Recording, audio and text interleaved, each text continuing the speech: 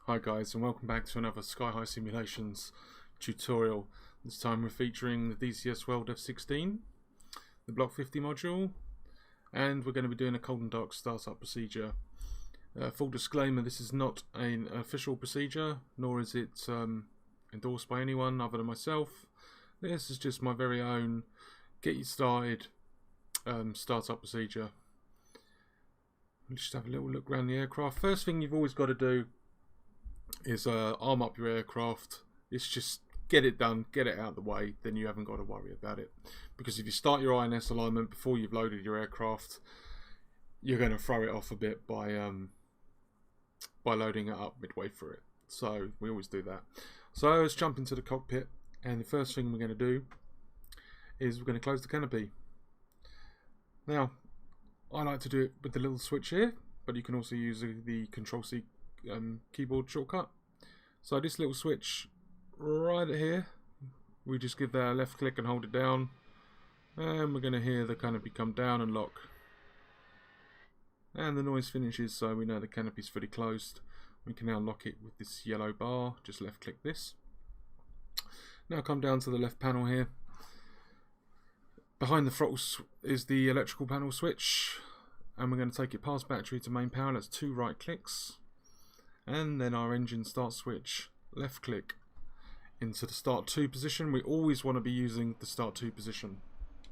Come over to our right front console, and we'll see our RPMs here start to rise.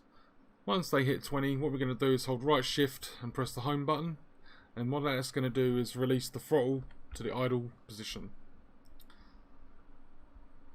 From there we'll see the engine spool up more, RPMs increasing and temperatures coming up.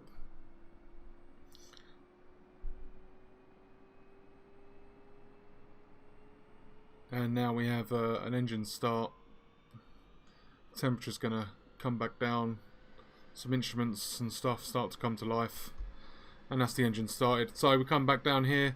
I always like to work my way from the left side up the left side to the front. And then the same again on the right side from the back to the front. So I'm not going to go into great detail about every panel. I'm just going to go through the ones that I use, that we need to use. So the IFF system, take it from the off position to the normal position. That's 1 right click, 2 right clicks, 3 right clicks to the normal position. External lighting, turn it on with this switch to all the way to norm.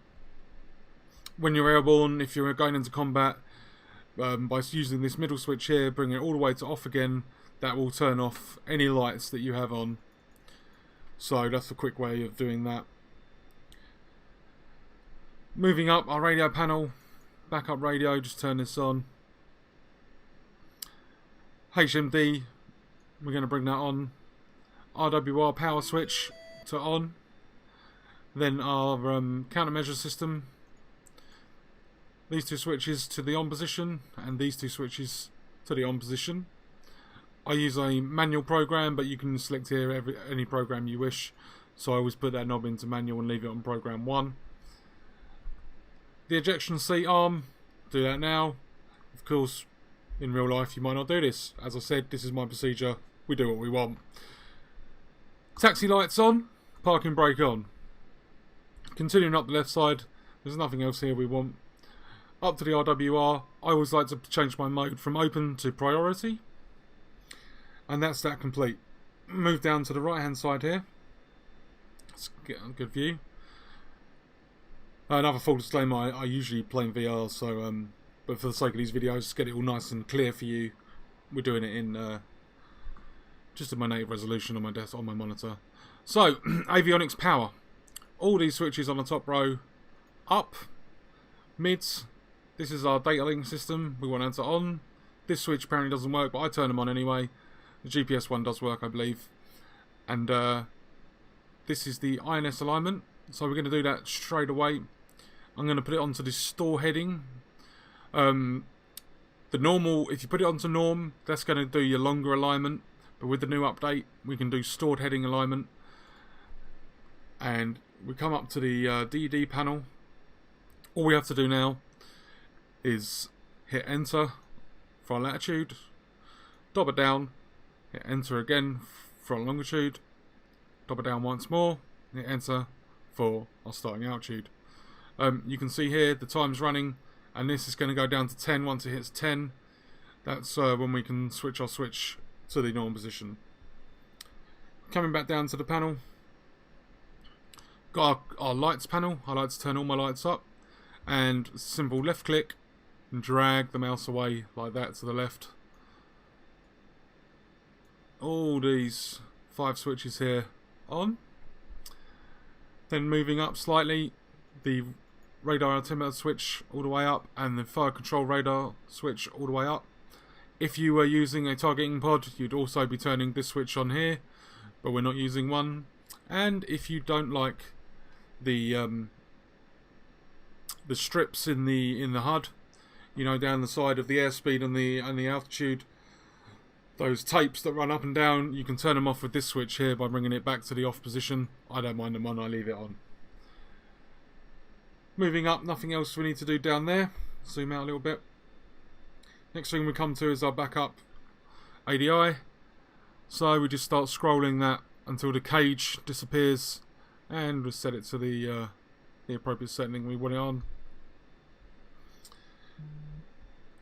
Looking down into the center, we've got our fuel select switch.